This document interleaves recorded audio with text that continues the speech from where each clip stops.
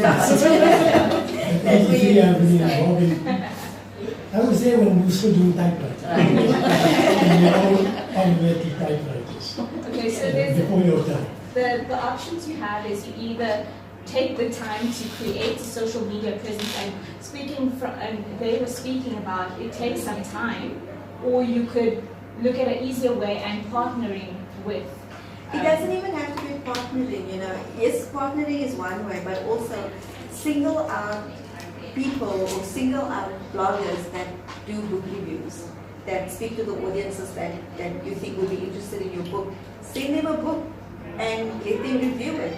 You know, ask them if they would write you a review. Just like one thing on that also, to get it out, WhatsApp is a very good thing to get out the book like that. Last week, I got 3 messages on FITAS. I mean, I think the uncle is probably talking about FITAS as well, just people staying there and everything. So there was a viral message gone out. My auntie in London sent me a message about people taking FITAS. So, I mean, you just get somebody to post it. It will go to so many different groups. I mean, in this room alone, you'll probably get to about 300 or 400 different groups.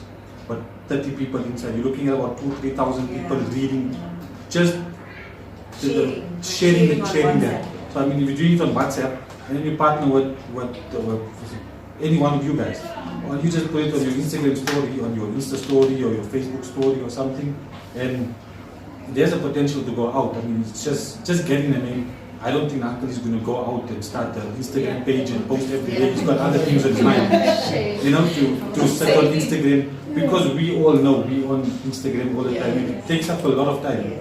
So you rather partner with someone like, for example, if Zakiyya posts it on her Insta page, sitting on her coffee table with a book, picture of the book there and everything, hashtag this. And you know, in truth, I must sort of disagree with you a little bit on that. I think you have to be selective about who you partner with.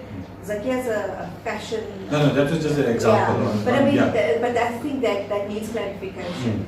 Her space is fashion, and her audience might not be interested or even latch onto the book as that. I do think you've got to look at people in the space that you would want to reach out.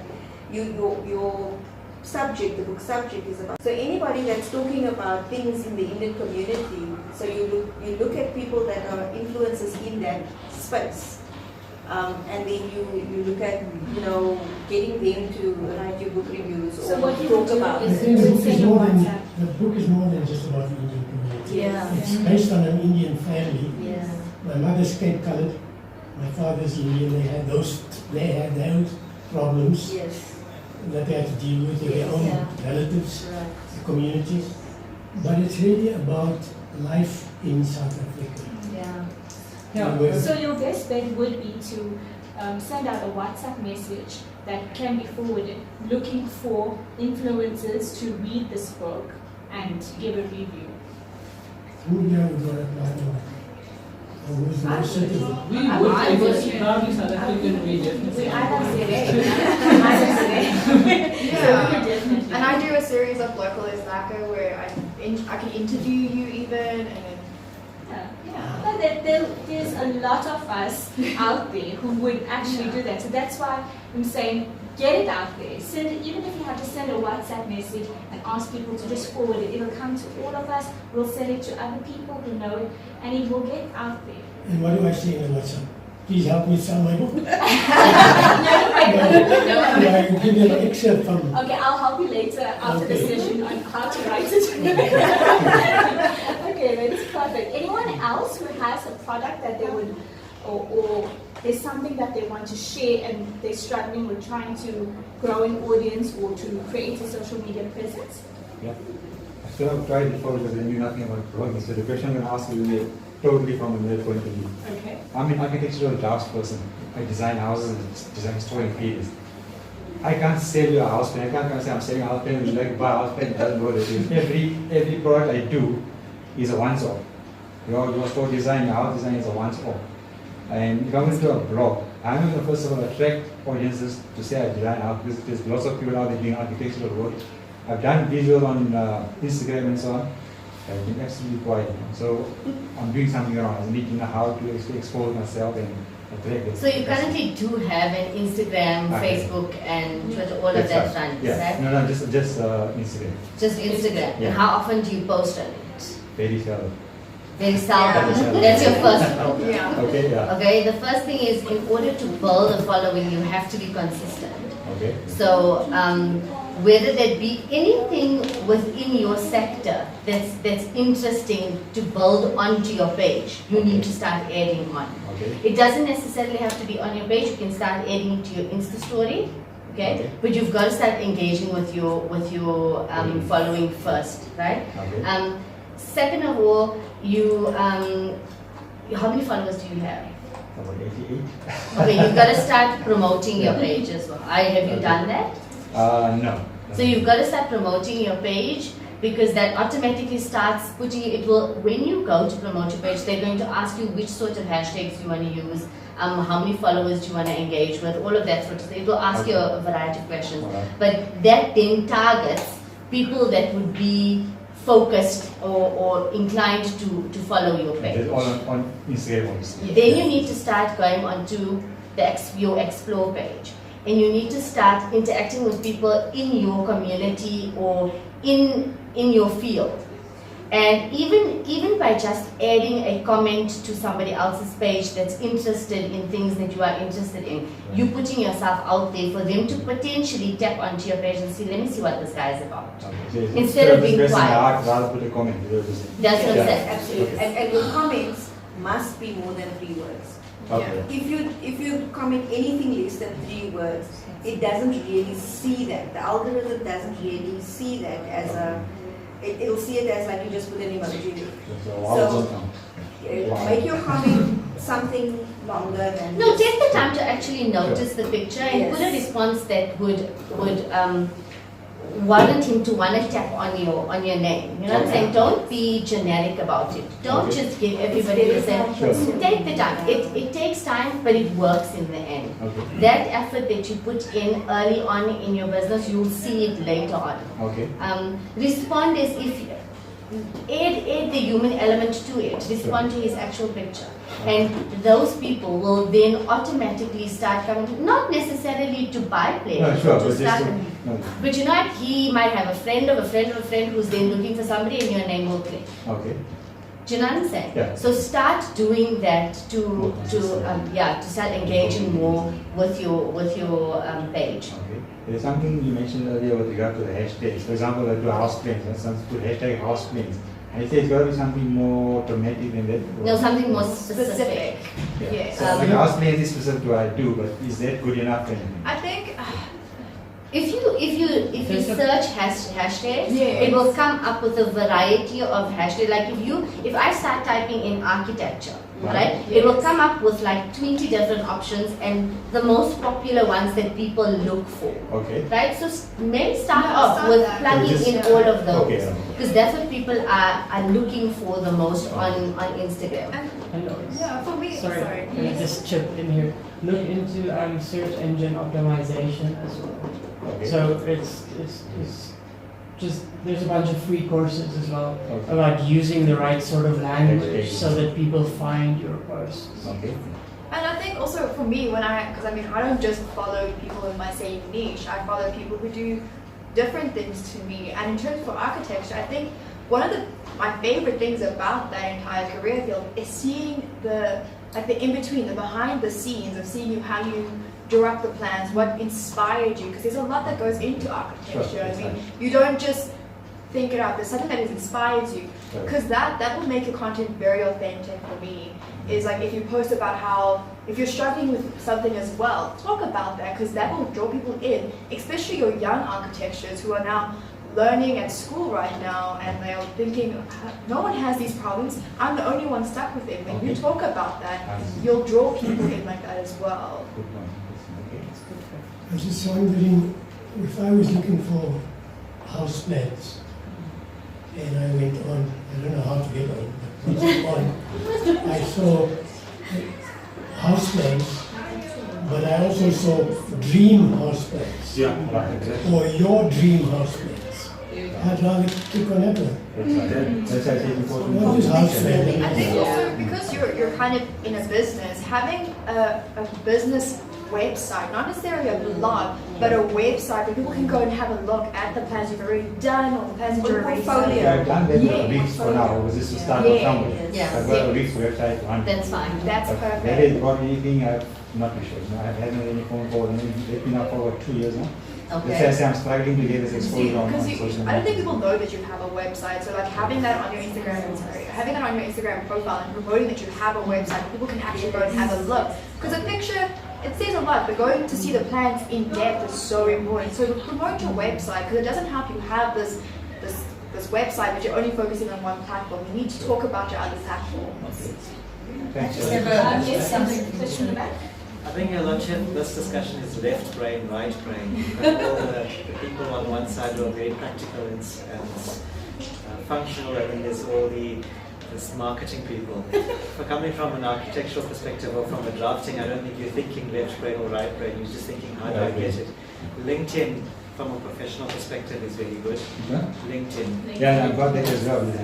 But you need to be like with the others. LinkedIn needs to be active. Yeah. So you've got to post what you're seeing of other things that you see which you like, Okay. and then it starts to give you a profile of what you do and then what you are attached to as well, and that helps with you. I was thinking Let's say I've that, got those backgrounds, but they all stated, sorry. sorry, I was thinking what could be very nice for architecture specifically. You could actually have a 3D virtual walkthrough. You click like a Yes, virtual right. type of a thing, and you walk them through a house that you've designed. Yes, And you know, you 3D. I think it's called 3D something. That's right. Walkthrough design or something that kind And of. that you need to promote. But that's, that's you what- first of all need to get more out there Yes. before you even, yeah. Can I just say one more thing in support of your issue? What I'm hearing is that Instagram should not sell your plans. It should sell the idea of people getting onto your website. Yeah. Get onto my website and the website's going to It go. should sell your service. It should sell your service. Instagram That's should right. be selling you, Yeah.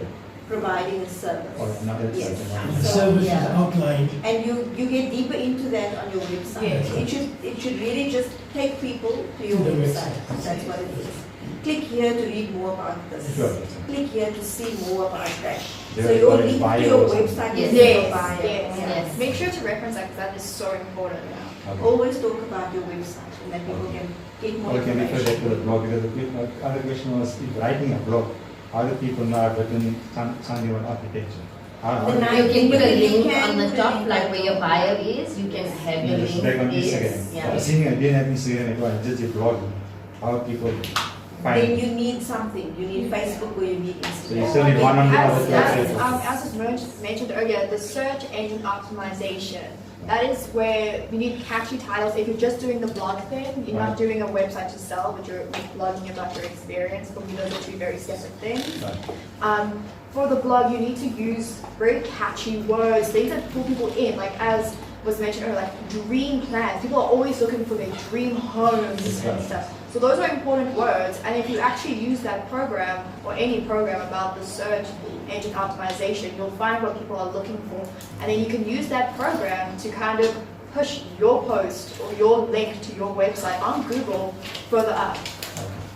Okay, thanks a lot. I just have one thing I'm interested just to bring up since somebody's brought it up. Is anybody familiar with Steemit, the platform? Steven. Yeah. I've come across it, but I'm not that much I about would, it. especially creatives and people not necessarily selling things, I would highly advise it because you can actually make money off it by not advertising things. And which is great, it works on a curating basis as well. So you can coin into Bitcoin and bit currencies and actually make money of it. And up to 50% goes to the curators as well. So you as creator of the post make the post and then people curate it. So then you get up to 50% of what the post makes and the curators get up to 50% of what the post makes. Sorry, what's the name? Steve? Steemit. How do you spell it? STEEMIT.com. Okay, there were quite a few other questions that we actually wanted to ask about monetizing the blog, but we are closing on time. Is there anything else from the audience? Yes. Okay, so previously you guys mentioned about boosting posts and promoting your posts, right? But have any of you tried actual sponsored ads? That's like creating your specific ads for your target market, and has that helped for you to grow your page following as well? Yes. I've done it. And does it work better than boost posts? It's Well, hard. it's the same. Yeah, it's the same. It's you're always taking it. You play around with it. You know, it's so well priced. I mean, it's so you're putting in so little, in essence, to take the risk of like, if it doesn't work, it doesn't work. If it works, it works. And most times, it does benefit your business. I think with social media, so many of us, we overthink it, and we forget that social media is predominantly a social platform. So people are on there to explore and to be inquisitive, to see what other people are getting up to. And so in the same way, you've got to have fun with your page.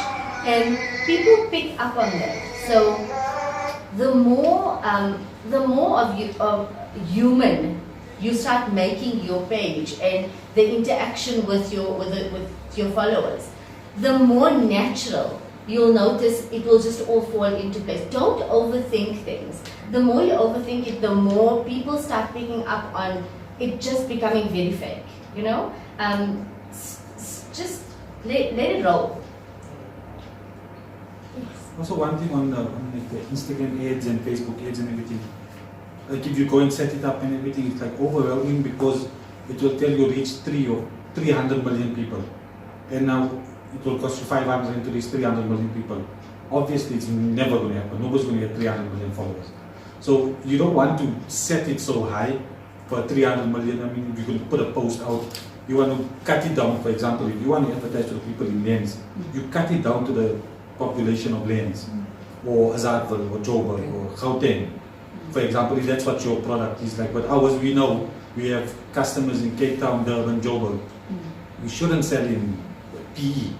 You know, don't advertise in PE. So just hashtag or put your thing in for Joburg, Cape Town, Durban and everything there, and then you set it for those parameters so you know it's targeting those specific people and it's not wasting on other people. So that 500 Rand will go longer for the actual target market of yours. That's in our brand. That's what we see and how we put it. Because I mean, if you're going to put 60 million people in South Africa, it's not going to reach 60 million people in South Africa. Most of the people are not going to see it. But if you're targeting the 25 to 40-year-olds in Durban, Joburg, Cape Town, female only because we only do ladies clothing, it cuts it down and it brings it down to who exactly you need to target. So instead of putting males like we're selling abayas, no male is going to buy an abaya. Unless So they're buying for their wife. yeah, Yes. but generally they don't buy for their wives, you know. There is actually an important point about the difference between boosting and ads. Because when you boost, you can't target multiple areas. But when you do an ad, you can target multiple areas. So there are differences between boosting and a sponsored ads, ad. and a sponsored ad, where you will see those. Because like with the boost post, it would only go to people that are following them. Yes. Right? No, it will goes beyond. But you can't target more than one audience. You set up one audience for the boost and you can't target more than one. It's something that you have to play around with because whatever you're doing, it's very specific. I mean, you're not going to do something so general that, you know, people aren't really interested. You're going to be very specific about what you want. And playing around with these things is very important because I think for me personally, I think if you do an ad, for me, you're selling something. So if you're not selling something, and I'm not talking about selling yourself, I'm talking about products specifically, then I would use, you know, the ads. But if you're just looking for more interaction and for more people to come to your page, I think the boost is the best option. So it's what you want to do. But like I said, you know, you can play around. Maybe at the end of the day, the sponsored post is the better post for you. The thing about boosting also is typically you boost a post that's already doing well. Yes. So you don't boost a post that doesn't have much engagement to begin with. because it won't get much engagement even if you boost it. So you take your winning post, and that's the one you boost, and that's the one that's going to draw even more engagement into your page. And with engagement comes followers and likes and so forth as well. So sometimes you've got 10 blog posts that you've done, but 2 of them are your real winners. And those are the ones you focus on, and those are the ones you boost, and those are the ones that's going to get you a bigger driver to audience. But also don't oversaturate, so don't constantly boost posts that are doing really well. Be picky, you have to be picky, because the more you boost, and people, even the people who follow you, who happen to ponder upon your post, and they go, oh, this has been boosted as well, and they've already liked it, they get kind of angry, because they're like, I haven't really seen this. They don't want to see it again. I think the thing about blogs, and we haven't touched on this, is that people like newness. They like knowing things that they didn't know before. And they like learning, and they want fresh content. So they don't want to see stuff that they've already seen last week. So you kind of have to be giving them something new and something different, a different perspective. Or in my case, I've got to know what's the latest restaurant that's opened up, and I've got to be able to say, okay, I've checked it out, and this is what I thought about it. And if I'm lagging on that and I'm not giving people new stuff, I'm not going to keep the interest. And it's the same with any other kind of blog. If you've got to keep your content fresh, you've got to offer a different perspective, you've got to offer something different that's happening in that space. You'll often see that people talk about specific things. Even before release dates of any product, people will talk about it. They go, oh, I'm so excited, this is coming out there. Focus on that and bring, like, as you mentioned, bring your own perspective onto it. If you think that product isn't going to be great, talk about why you don't think it's going to be great. And if you're ever going to criticize something, and this is something that I really believe in, if you're going to criticize something, because blogs aren't always about promoting the good things. It's about sometimes talking about the bad things. Don't be rude. If you're reading that and you're like, oof, that's crazy, don't say it. Always be constructive, because that is when you actually make an impact. Because if you're just being nasty and you're talking trash about something, no one's gonna care. They're gonna care for an instant, and they're gonna be like, I'm over it. So be constructive. No matter what you do, make sure that what you're doing is making an impact on people's lives. It doesn't have to be to the grand scale of changing what they're doing. It doesn't have to be a paleo diet or a new fashion sense or whatever. It just has to be something that can change a small bit of their lives, if that makes sense. Sorry, that was very, very good to end off with, but we have one more question in the back there. Thanks, man. My question is to do with, let's say, how effective is Instagram, right, in promoting books, not for sale, but you want to promote the content of books? Very popular. Okay. Very. Can you elaborate? Okay, so that's my field. So the thing with the Bookstagram community, and on any platform, when you're talking about books, you're looking for that aesthetic. So if you're having a post where people love coffee or a warm beverage in their post, and they love looking at it, like, ooh, what are people drinking? So you want to pull people in that way. And if your post is very poor quality, and it's it's grainy, you've taken it in the middle of the night with artificial lighting, your flashlight, people are gonna go, cool book, but they're not gonna follow you for that. So the Bookstagram community, or when you're promoting something that is so, specific, because books are so specific. Not everyone reads, and not everyone reads, fantasy books or non-fiction. You want to make sure that the post that you are doing relates to your book. Okay. So if you're, for example, let's say a fantasy book, and you're going full out, and you have props and stuff, don't oversaturate, but you also don't want to undersell the book as well, if that makes sense. And it is very popular. I mean, you have people, this is very, in South Africa, we don't do paid promotions for books. It's very rare because, books are a luxury here more than what they are a necessity, and people don't buy when there's no money. But you'll have often people giving you free books in exchange for reviews or just a post. And I think you have to make sure that whatever you're selling is popular, or whatever you're promoting, is popular. So if you're talking about a book that no one's ever heard of, the book that was published back in 1966, no one's going to care these days, unless there's some really enthusiasts and classics and they just love it. So stick to the now with books. You'll find that a lot of people are talking about different things. and find the genre that speaks to you the most. So so find the genre. So if you like non-fiction, make sure it's non-fiction that people are talking about, like the really popular book by Mark and Anson, like that is so popular, talk about it. That's what I would do. Thank you. Sorry, one last question on blogging. When you blog on different subjects, like I like various things, be bodybuilding, Formula 1, racing cars, whatever it Yeah. may be. Throw On it the same, on the away. same, Throw it away. same way. You would throw it in There's the nothing. same blog. Yeah. I wouldn't. If it was a personal blog, if Yes. it was It was a personal Yes. blog. if it was just about your life experience, go ahead. But if you're being specific, like on your architecture blog, don't talk about Two different Yes. yes, yeah. Thanks. Okay, thank you very much, everyone. Just before we go, I want one tip from each of you for new bloggers. Just something that you learned that you want to share with the people that are up and coming. It takes time. It takes time to grow a blog that offers value. It's not overnight. So just be mindful of expectations, and it takes work. Lots of work. I think also make friends. The biggest thing you can do for your blog or your Instagram is to make friends within that community, because they'll talk about you. And for me, that is very important. And you'll always find interaction from those people. So make friends. You don't have to be besties and share life secrets. But if you just like really close acquaintances, it helps. So are those real friends or virtual friends? It can be both. It can be both. So virtual friends, if you're friends with someone overseas who is quite popular in the same like niche that you are, that helps a lot, because they'll often point and be like, oh, I drew inspiration or something from you, and then that way it's pointing towards you, and you'll get more following that way. But make sure your friendship is genuine. People will know if you're just there to gain followers. I think being unique and authentic.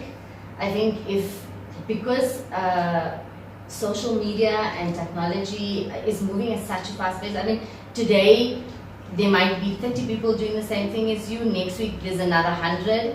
But if you stay unique and you stay authentic to why you started and it sets you apart from everybody else, that's always going to be your one-up. So that's important for me. Thank you Thank you very much. Thank you to all our panelists. Thank you to our audience.